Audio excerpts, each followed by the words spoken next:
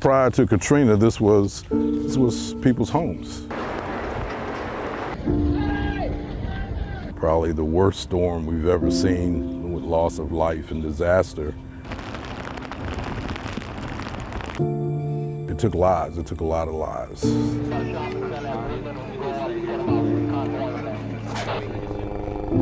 It was the breach of the levees when the water started to rise and rise and rise and did not stop rising. The water was just up to, up into most of those roofs, most of those attics. And people were on roofs. They were trying to cut holes in the roofs to be protected and look for rescue.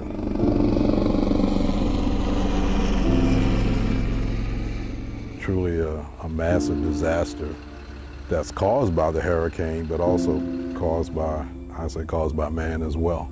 We weren't prepared. If we had, I guess, more consciousness of concern, we may not have lost, we shouldn't have lost as many lives as we lost.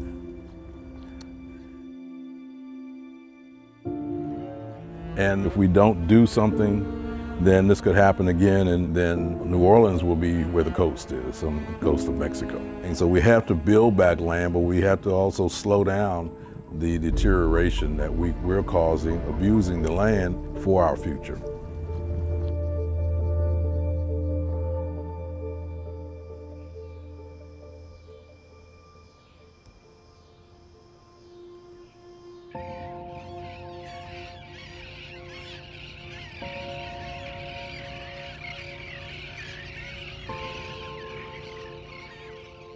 The Coastal Protection and Restoration Authority is a state agency. We were formed in the aftermath of Hurricane Katrina to develop a coastal master plan to protect our coastal communities and to restore the ecosystem in coastal Louisiana. We've been losing significant amounts of our wetlands. This land loss, this crisis, is due to natural and man-made causes. Subsidence is one of the factors. At the same time, right now, the sea is rising due to climate change. In addition, we've also had other man-made causes. The leveeing of the Mississippi River. The river's no longer connected to the Delta Plain. And then we've also had impacts over the years when oil and gas companies were digging canals to access areas for production of oil and gas.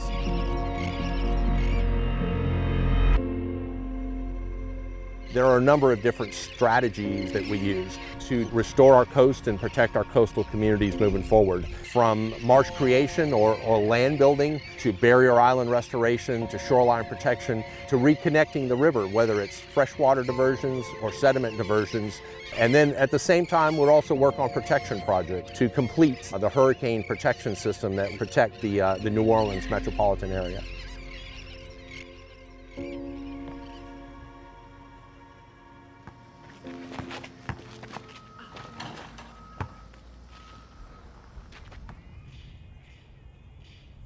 Here we have the port of New Orleans. So levee is nothing but a hill, a bunker to prevent the water, which is on the other side, which is the Mississippi River, from coming over here. When that water comes down, what it does is it hits that and starts moving. It goes to wherever it can go. So if you have trees there, it's going to soak up some of that, and it's going to slow down the rain that's in the flash flooding and protections. And one of the things we're doing is coastal restoration. And so we have here about 500 trees. And so when these cypress are put up, or these trees are put up on that barrier along the levee, it helps with the levee to break down the wind, to break down the water surge if there is a hurricane or a tropical storm coming in.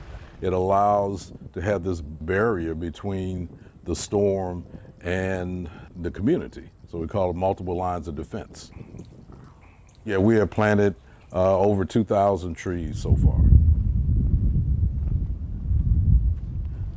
So y'all are doing a good job. I know you have a busy day today. You're seeing the difference, You're making an impact, and that's important.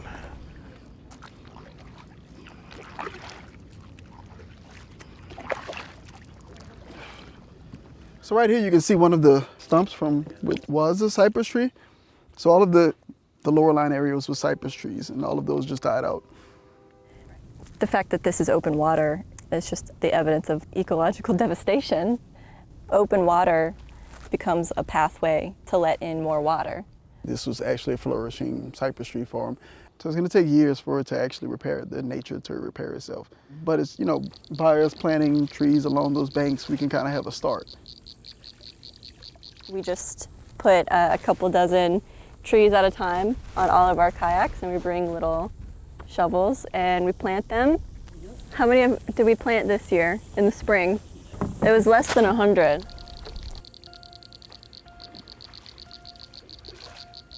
These coastal restoration tools that we do will help climate change. Now, it won't stop it, but it'll slow it down.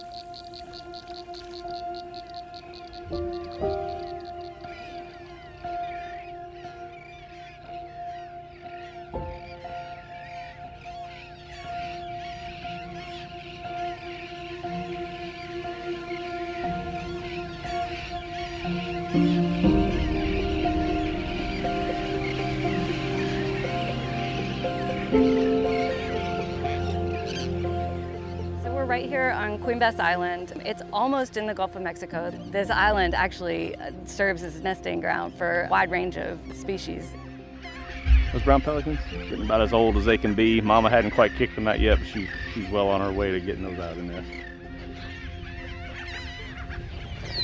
When it comes to coastal land loss and the need for restoration, these birds are on the front line. They experience it much like the people who live throughout coastal Louisiana. We've lost 50% of our brown pelican colonies since 2010, over 50%. Subsidence, erosion from overwash were the main factors that were leading to the deterioration of this island. So in 2017, we started that project to focus on restoring, prioritizing the nesting functionality of the island.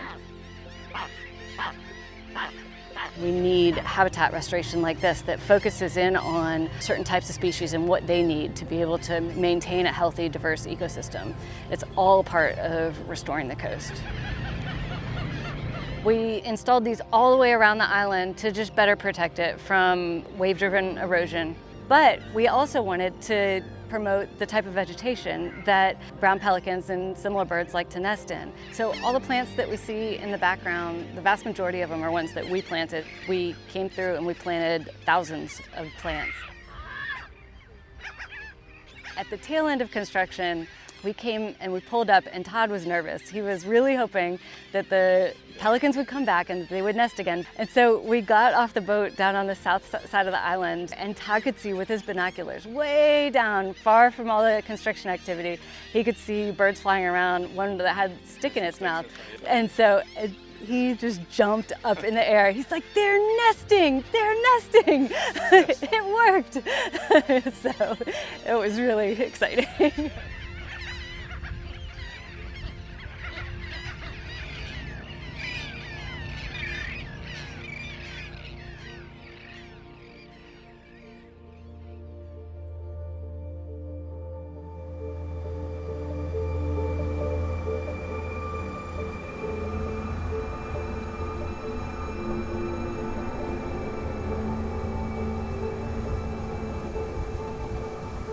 I watched Louisiana disappear for now 43 years, so now it's time to do everything you can, give the rest of your life to try to save it. And that's where we're at now.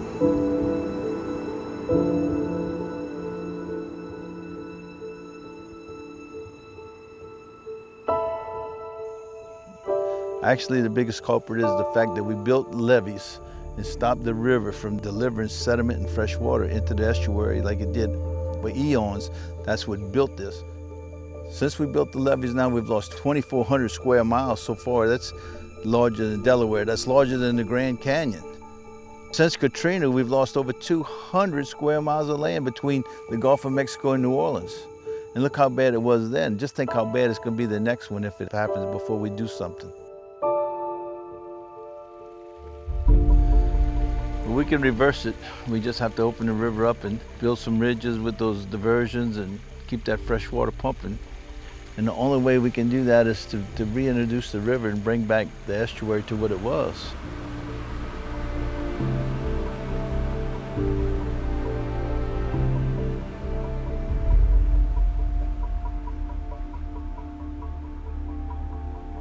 So this is some of the newest land in the United States of America, right here.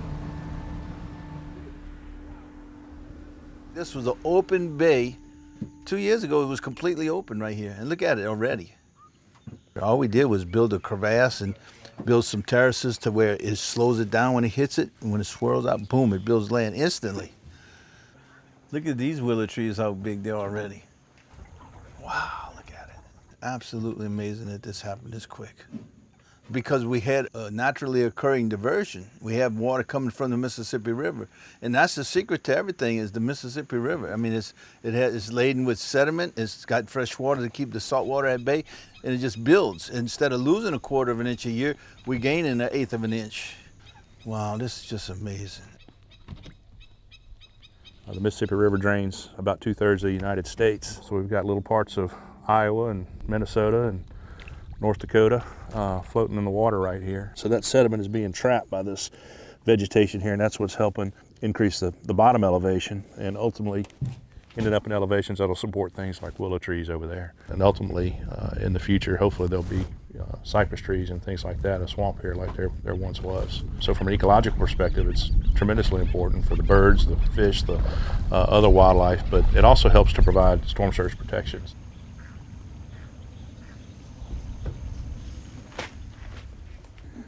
Yeah, to think that these trees are less than a year old is pretty amazing. Shows you the power that and the nutrients and the fertilizer essentially that the river has in it. You can imagine a storm surge coming from, this is sort of a miniature example, but coming from the open water this way as it's approaching our coast, if it has to pass through these trees before it can get to the communities on the other side of it, that's a much better thing than, of course, if they weren't here. This is part of the project we did with Ducks Unlimited. It's a NARCA project. In just 7 months, we did this. What can we do with a larger scale project? That's why I'm so adamant about mid-barrier terry and how we have to make the west side start growing like the east side. It's gonna be incredible. I just hope I live long enough to see it all. Mid-barrier terry sediment diversion project is really a cornerstone project of Louisiana's coastal master plan. The idea behind that project is to reconnect the Mississippi River with its coastal ecosystem, with its coastal wetlands, so that it can do more work like you're seeing right here today. Key difference is the mid-barrier terry sediment diversion would be a gated, controlled structure, so you could open it, you could close it, you can control the flows versus letting the river run free, essentially.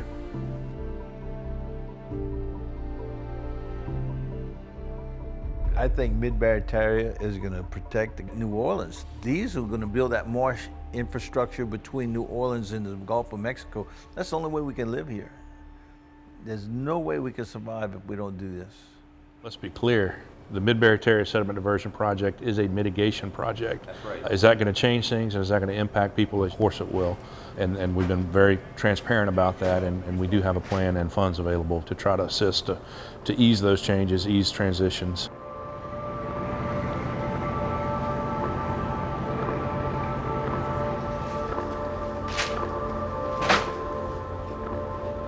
Stop it up for a second.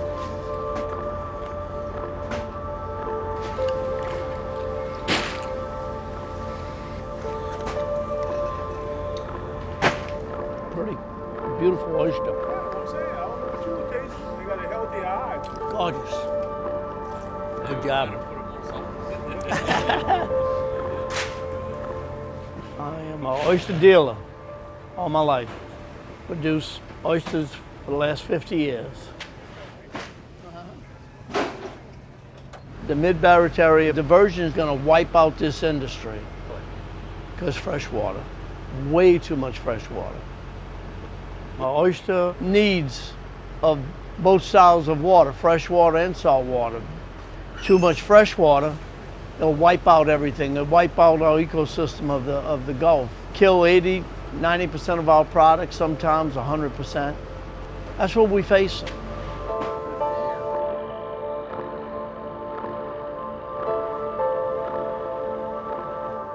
It's gonna hurt me badly. It's gonna hurt the seafood industry terribly. We might not be fishermen no more. It's hard enough in this industry, you know?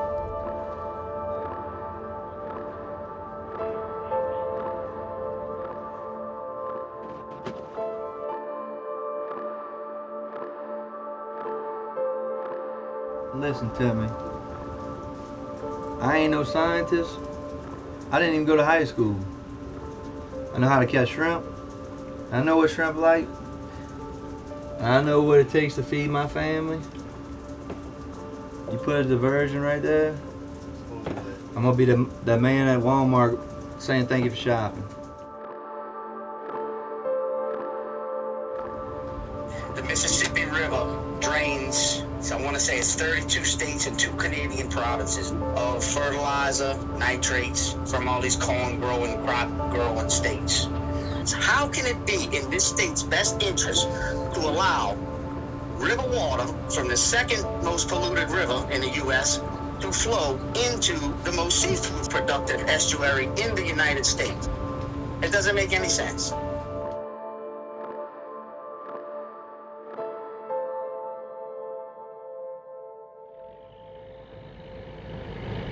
There may be short-term impacts, and there's a lot of folks that they're going to potentially have some increased distances involved with where they have to go to fish. If the project is ultimately funded, that's a guaranteed amount of money on there and a guaranteed process to work on what methods can we help in that change and transition on there. Well, if we don't do anything, this estuary is going to die. It's collapsing now. It's going to go away, and all those things that it supports, the fish, the wildlife, the culture, the heritage that's built off of the productivity of this estuary is going to go away. And the communities that live in and around this estuary are going to be much, much more vulnerable to climate change, to increased storm surges, to increased frequency and intensity of hurricanes. So it's really an existential issue for coastal Louisiana.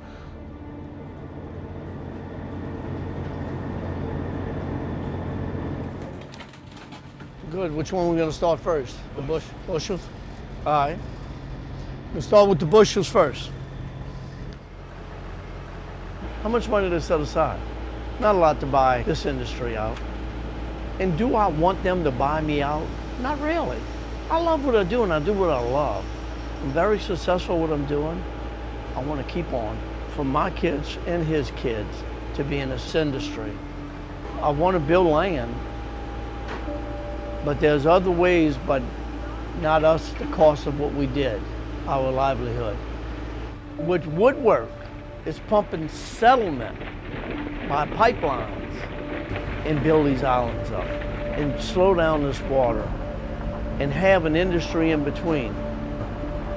I mean, I think they need to focus on dredging. They need a dredge. You could get out and walk the ground.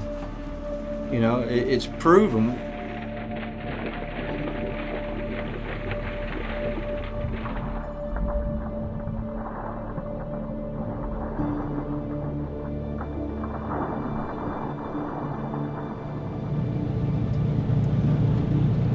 So this is dredging. So there's a dredge that's about 4.5 miles away from the island. You can see the pipes. It's delivering sand to this island. And so what we're trying to do is put back in place the beach and dune that was there, as well as the marsh that's on the backside.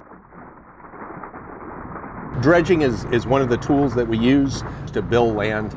Our coastal master plan right now, of the $50 billion coastal master plan, almost $18 billion are for dredging, and we will continue to do those projects. From a long-term standpoint, dredging alone won't be able to help us restoring the ecosystem and protecting our coastal communities.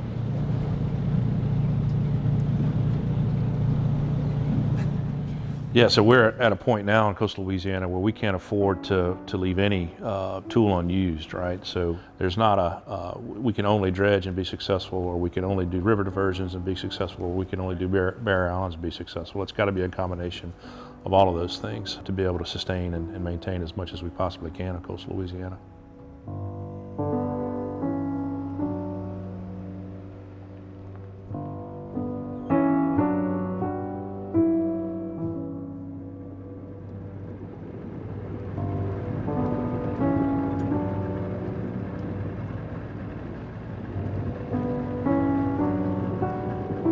My grandfather established Leeville. He had a store. His home and his store was in the same building. They was living off the land. People lived off the land, off the seafood. My mother told wonderful stories of how they was raised in an old house right by the bayou. And they would fish and they would hunt and they played in the water and they swam. They lived in these bayous. She talked about the oak trees with moss. That's not what I'm seeing. It's just really has eroded. And it's just sad to look at.